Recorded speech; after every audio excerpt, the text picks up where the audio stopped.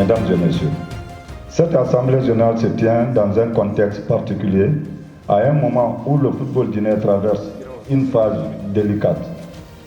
Plus que jamais, notre discipline a besoin de sérénité, de rigueur, de vision et surtout d'union sacrée. Oui, chers amis, le football guinéen souffre d'un manque de leadership fort, fédérateur, orienté vers le résultat. Et ce leadership ne peut venir que de nous. Tous réunis ici, club, ligue, district, membres du comité exécutif, partenaires techniques, encadreurs, anciens joueurs, arbitres et amoureux du ballon rond.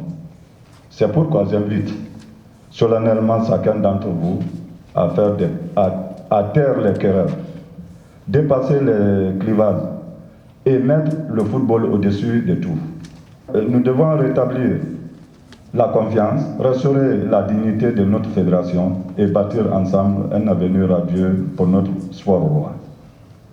L'avenir du football guinéen passe inévitablement par une politique claire de détection, de formation et d'accompagnement des jeunes talents.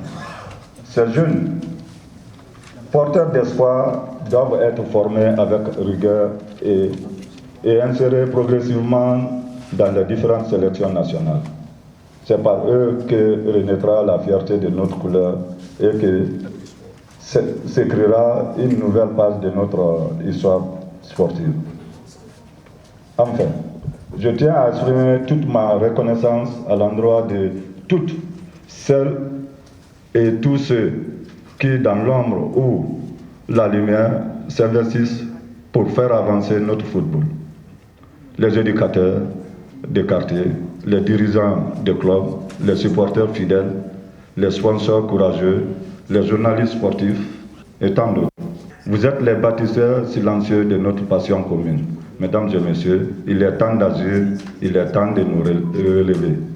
Il est temps d'écrire ensemble un nouvel avenir pour le football guinéen. Faire de rigueur, de solidarité, de progrès, de victoire. Vive le football guinéen, vive la République. Vous avez remarqué sur l'ordre du jour, ce n'est pas prévu que j'intervienne. Mais mon devoir est là. Je peux me permettre quand même de donner certains conseils en termes de respect de statut, de respect des textes. Parce que nous aussi, c'est ça notre valeur dans le mouvement sportif. D'abord, il a précisé que le comité national olympique n'a pas d'amis. Tant que vous respectez les textes, nous serons de votre côté, nous allons vous défendre.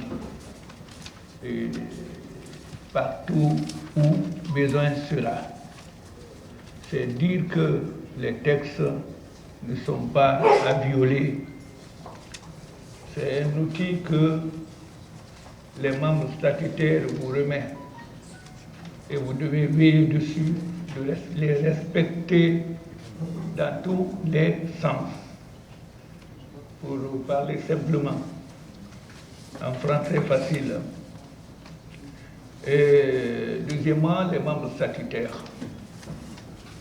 Veillez à ce que les textes soient respectés et ne suivez que ce qui est prescrit dans les textes. Ne cherchez pas à aller au-delà, sinon ça vous rejoindra tôt ou tard. Tôt ou tard. Alors, c'est une assemblée.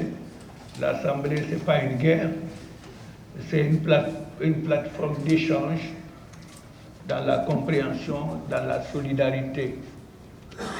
Cette solidarité vous rejoint dans le suivi de la ligne droite que vous avez votée et que vous devriez suivre.